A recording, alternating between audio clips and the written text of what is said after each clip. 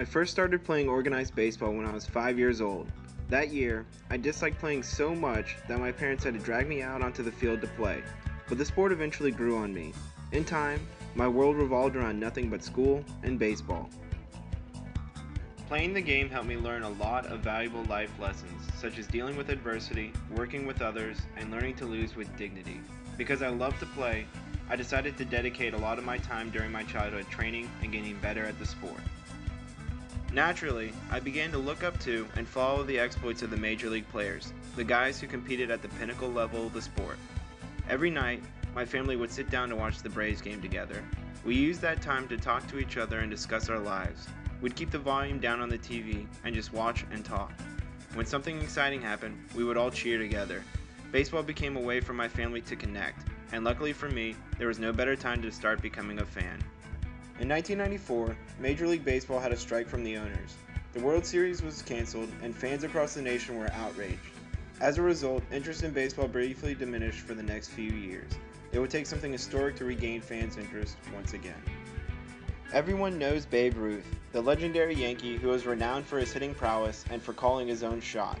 In 1927, he became the first player to hit 60 home runs in a season, a feat that wasn't matched again until 1961.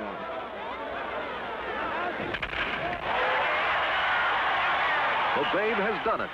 60 home runs in one season. One of the greatest records in baseball.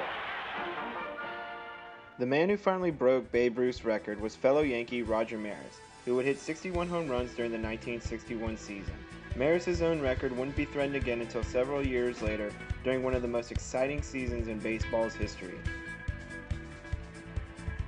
Mark McGwire was drafted by the Oakland Athletics in 1984. He was the unanimous winner for Rookie of the Year after hitting 49 home runs in his first big league season. McGwire's rookie year established his tremendous power, but he still struggled for years with inconsistency and injuries until rededicating himself to working out his body. He was later traded to the Cardinals during the 1997 season, which he finished with 58 home runs. Sammy Sosa made his debut in 1989 for the Texas Rangers. Sosa played for the Rangers and the White Sox his first few seasons, but was eventually traded to the Chicago Cubs in 1992. He was initially seen as more of a power and speed threat, including one season when he hit over 30 home runs and stole over 30 bases. At the start of the 1998 season, McGwire hit 4 home runs in 4 straight games to begin the year.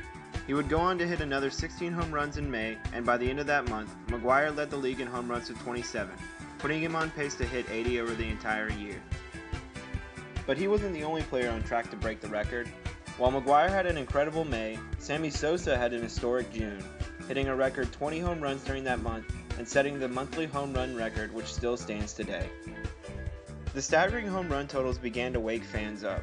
By the time All-Star Weekend rolled around in late summer, both McGwire and Sosa had captured the nation's attention. CNN would even recap the baseball games of the day to let fans know whether the home run record was any closer to being broken. On those long summer nights, my family would tune in to watch the Braves, or to see if one of these two sluggers would continue to make history. McGwire would continue to go on a tear through the end of August leading up to the season finale, hitting 23 home runs in his final 39 games. The two players were tied at 60 before McGwire's historic night on September 8, 1998. Against Sosa's Cubs, he did what many baseball fans had thought to be impossible.